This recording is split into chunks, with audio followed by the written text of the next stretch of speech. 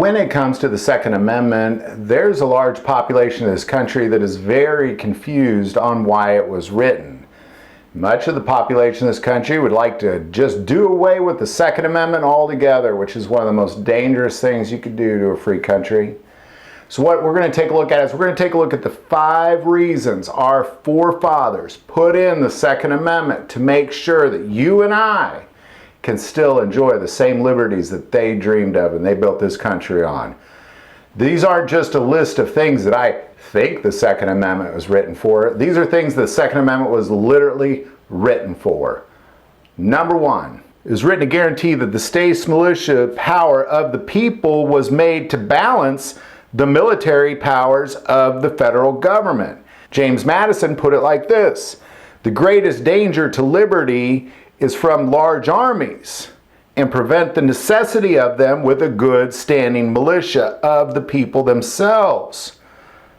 Because large standing armies was something that the founding fathers did not like at all. And if you have a well-regulated state militia, that eliminates the need of a large central government army. That was the original purpose of that. Obviously, we've gone far from that. Number 2, it promotes the God-given natural right of personal self-defense. John Adams said that the defense of oneself is justly called the primary law of nature and cannot be regulated by any government. Because in the end, the right of self-defense is the first law of nature. And our forefathers saw that. That we have that God-given right. It's the basic law of nature. Number 3, the right to keep and bear arms has to be appropriate for that purpose. Which weapons varies with technology. What weapons were appropriate in 1791 is very different than what weapons are appropriate in 2020. And this cannot be limited to muskets and hunting rifles. It must include the free use of modern technologies for self-defense. James Madison said that the governments are afraid to trust people who are well armed. They should be afraid, because that means that they could not have to rely on the powers of the central government. Government was created to entrap power and borders and put together a group of people that could serve the powers that be versus the powers that be serve the people.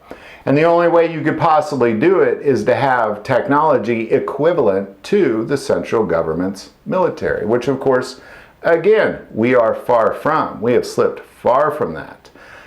Today's modern sporting rifle, which most people that are anti-Second Amendment are against, aren't even close to as functional as the military rifles out there. So we've slipped far from this. Number 4, to enable the citizens of this country to defend against foreign invaders. The Second Amendment was designed to seek a well-regulated militia. The word well-regulated doesn't mean that it's regulated by the central government, meaning that it's being limited by the central government. They mean well-trained. Well-regulated means well-trained, very efficient fighting force. And this is designed to include all able-bodied men. And our founding fathers realized that there is no security without it.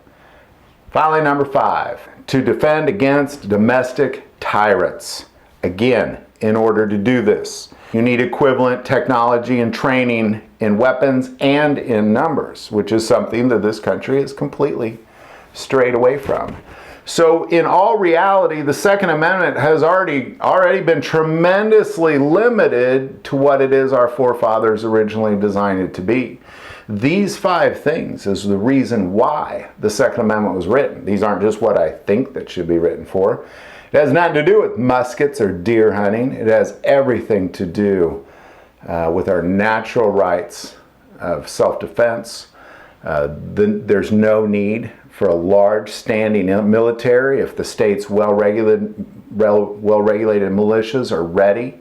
And in order to defend against foreign and domestic invaders and tyrants, we obviously need a similar technology.